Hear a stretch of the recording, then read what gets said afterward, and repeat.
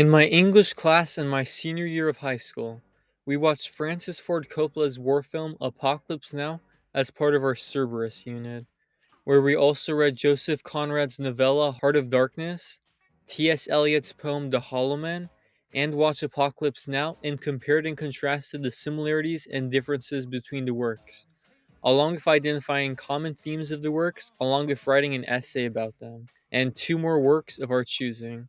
After we watched the movie, my English teacher talked about how even though Apocalypse Now was arguably the most acclaimed film of that year, it lost the Best Picture Oscar to Kramer vs. Kramer, a slightly more conventional win, but still a great movie.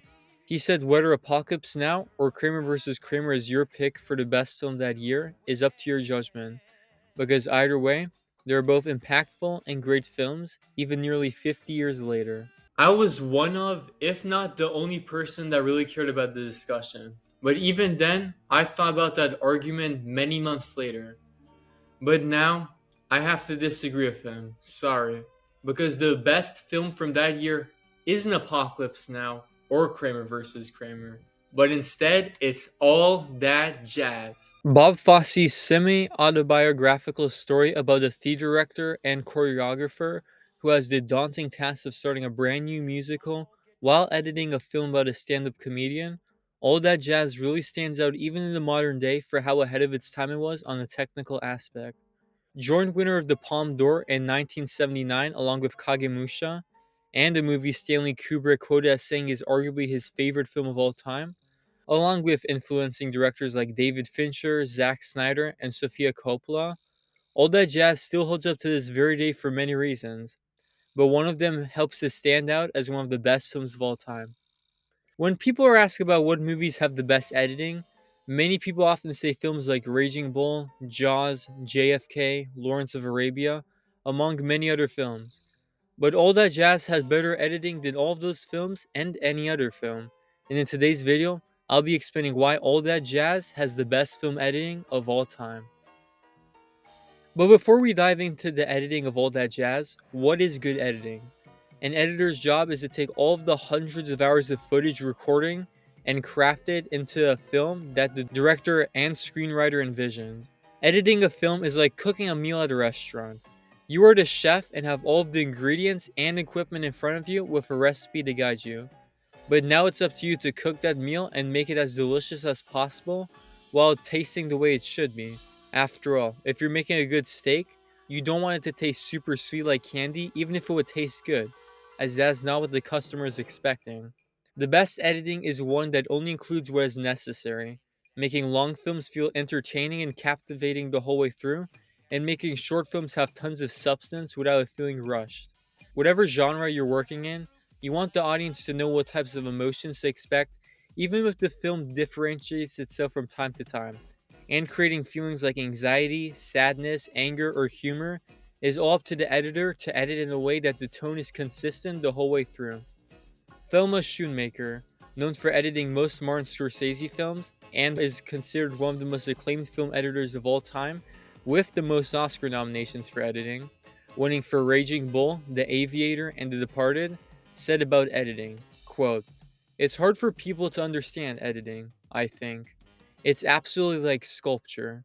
You get a big lump of clay and you have to form it. This raw, unedited, very long footage." End quote. And that's exactly the case. When talking about movies, most people usually talk about the acting, directing, screenplay, and overall enjoyability of the film itself while glossing over many important technical aspects of the film itself. Because honestly, the average person really doesn't care about many of these things, which sucks. But editing is the glue that helps hold a film together and the necessary part of any film or even TV show that you're working on, as poor editing can hold back an amazing film from greatness. Picture this: you are Bob Fosse in the mid 1970s. Simultaneously, as you're struggling in the post production of a movie you've directed, you're also choreographing a musical at the exact same time, leading to abundance of stress in your life, with your personal problems further complicating things. Because of that stress, you suffer a nearly life ending heart attack and have to go into open heart surgery, making you really reevaluate your life decisions and even what the purpose of life really is. Those personal experiences serve as the basis for all that jazz. And through that, you really get to understand Fosse and his experiences more and more, with the editing doing a really great job of highlighting these points. The lead character of Joe Gideon, played by the legendary Roy Scheider, serves as a fictional version of Fosse, and very early on you get to see what his life is really like.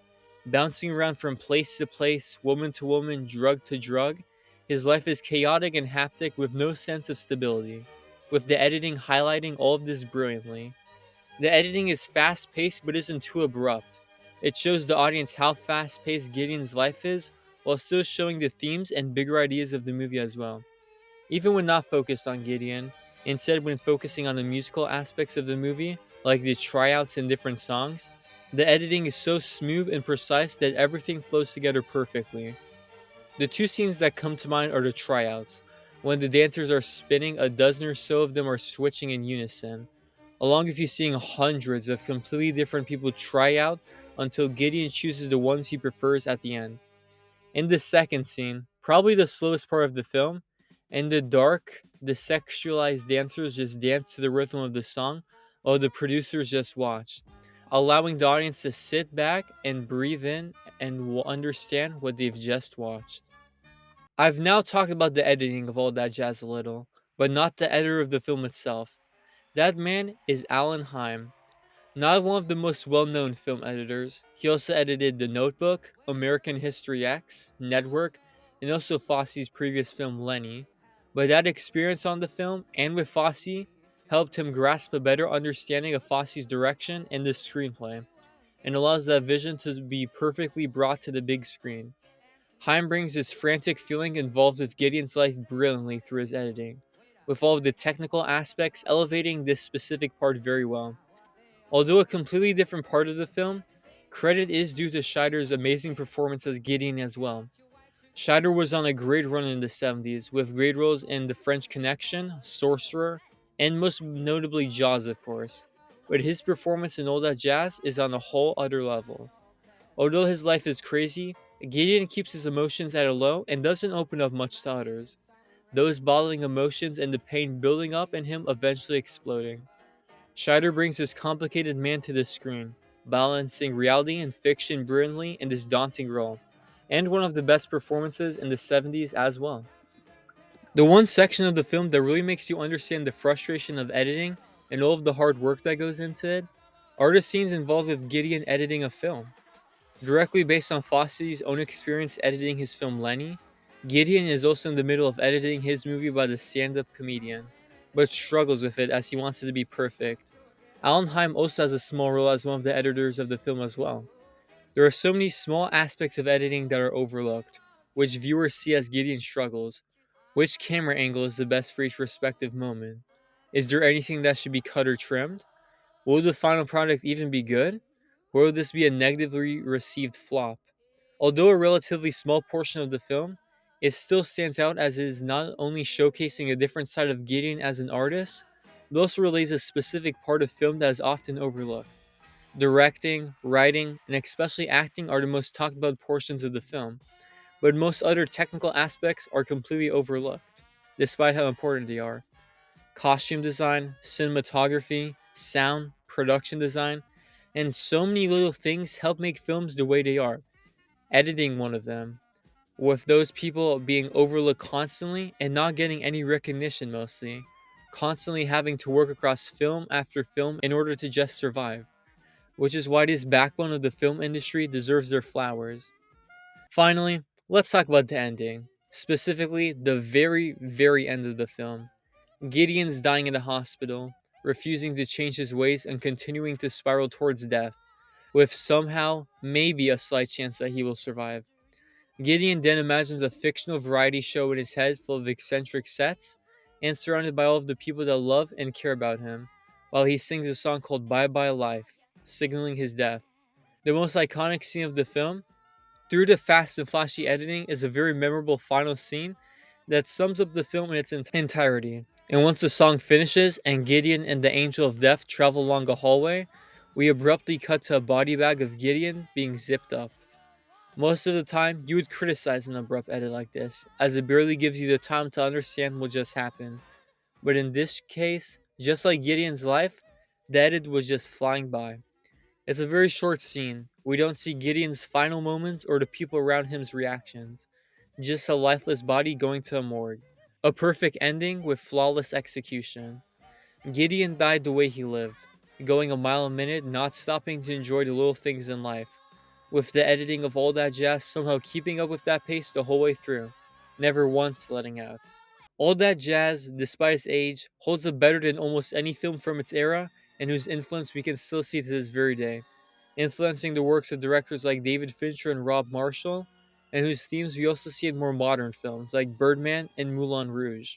One of the most technically impressive films of all time, even to this day, although you can more clearly see the influences of Apocalypse Now and Kramer vs. Kramer in modern war films and family dramas, respectively. The subtlety of all that jazz still stands out the most, showing how to balance complex films like these while still delivering Fosse's ideas to the big screen. The superb editing of all that jazz is like no other film, Haim deservedly winning an Oscar for his work. Without editing in film, we would be deprived of truly magnificent film experiences, every frame closely inspected in order to ensure that a new masterpiece will be released. Combining so many different parts of a film, small and large, editing is a daunting task that most struggle to understand and fewer learn to master. But when done correctly, it leads to magnificent works of art like all that jazz. Hopefully, this video showed you how key editing in films can actually be.